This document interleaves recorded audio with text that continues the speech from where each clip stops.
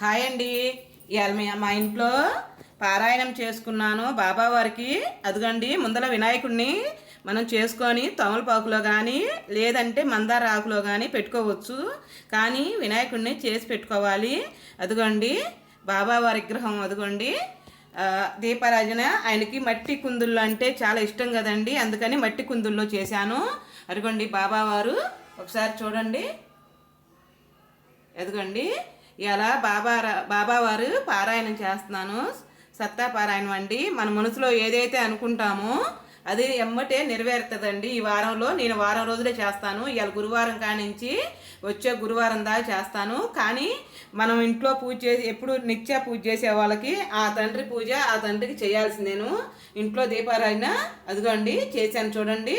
ఇదిగోండి ఆ తండ్రికి మనం నిత్య ఎలా దీపారాధన చేసుకుంటామో అలానే ఆ తండ్రికి దీపారాధన చేశాక ఇంట్లో చేశాక ఆ బాబావారికి నేను ఇలా పూజ చేసుకుంటున్నాను. మీలో ఎవరన్నా సత్తా పారాయణం చేసి ఉంటే దీంట్లో ఏమైనా తేడాలు ఉంటే నాకు ఒకసారి కామెంట్లో చెప్పండి, నేను సర్దిద్దుకుంటాను. బాబావారిని మనం మనస్ఫూర్తిగా ఆయన్ని మనం పిలిస్తే తప్పకుండా మన ఇంటికి వస్తాడండి. కానీ అది తాతయ్య రూపంలో మన పక్కన ఉన్నట్టే ఊహించుకోవాలి. బాబావారిని మనస్ఫూర్తిగా ఆయనకు కావాల్సింది అన్నీ కాదండి, మనం భక్తి శ్రద్ధతో తనని పిలిస్తే తప్పకుండా వస్తాడు బాబావారి ఇంటికి. చూడండి ఒకసారి మా బాబావారిని నేను ఇలా అలంకరించుకున్నాను మందార పూలతో మల్లె పువ్వులతో. అదిగోండి విగ్రహం కూడా ఉంది చూడండి. ఇగో ఇలా చేసుకున్నాను. మీలో ఇవాళ గురువారం పారాయణం చేసేవాళ్ళు ఎవరన్నా ఉంటే కామెంట్లో చెప్పండి.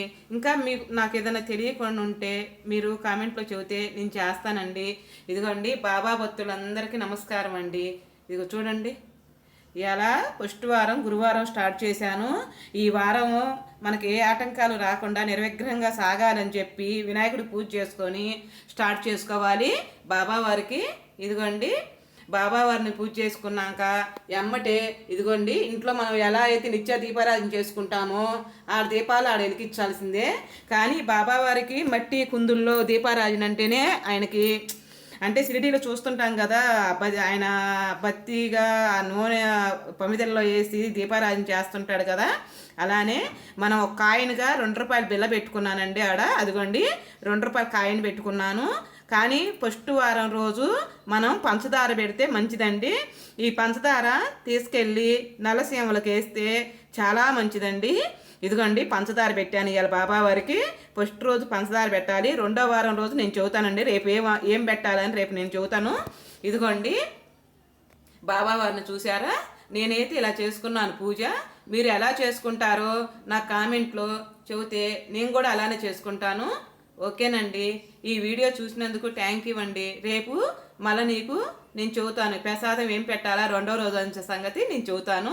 అంతవరకు బాబా భక్తులందరికీ నమస్కారం అండి.